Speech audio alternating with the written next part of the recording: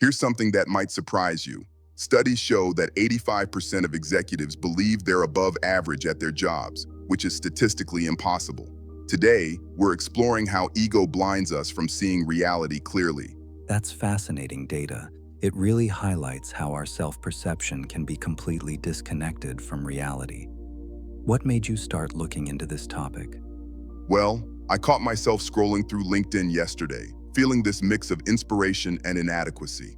Everyone's posting about their achievements, and I realized how much mental energy we spend comparing ourselves to others.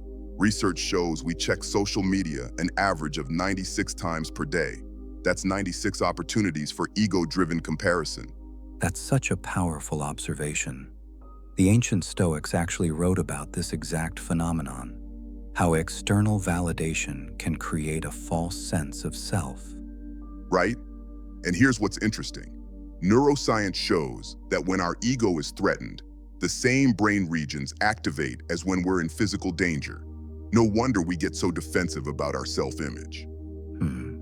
That explains why feedback can feel so threatening, even when it's constructive. The brain literally can't tell the difference between a critique and a physical threat.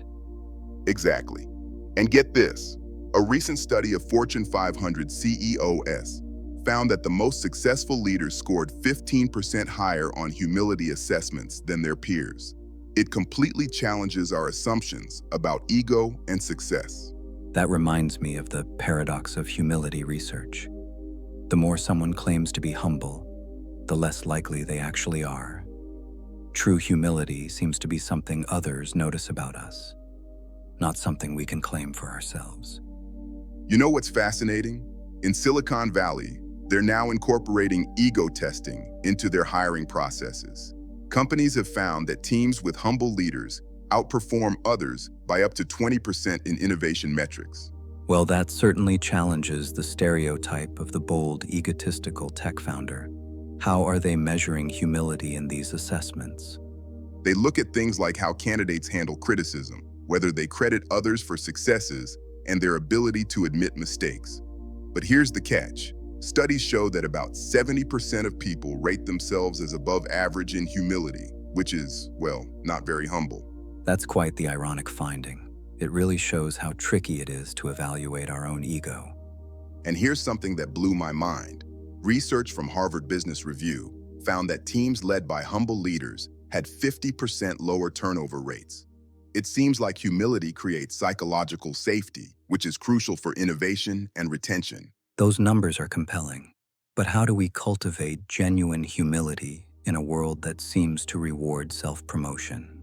Well, behavioral scientists have identified some interesting strategies. One study found that simply writing down 3 things you're grateful for each day can reduce ego-driven behaviors by 25%. It's about shifting focus from self to others. That's a practical approach. I've also seen research suggesting that regular meditation can help reduce ego-defensive responses. Yes, and here's what's fascinating. fMRI studies show that regular meditation actually decreases activity in the brain's self-referential regions. It literally helps us think less about ourselves. So in essence, humility isn't just a philosophical concept. It has measurable neurological and behavioral impacts. Exactly. And the business impact is significant too. Companies with humble leaders show 14% higher organizational learning capability and 19% higher innovation rates.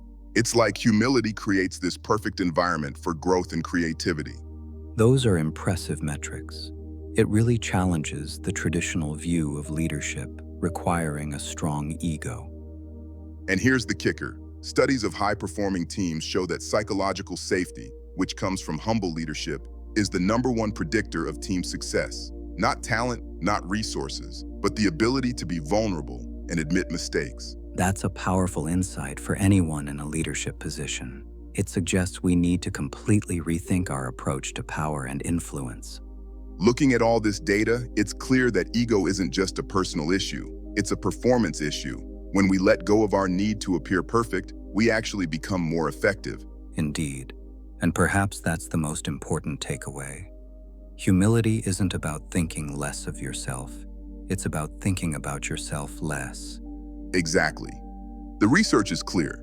The path to true success isn't through ego inflation, but through the kind of genuine humility that allows us to learn, grow, and connect authentically with others.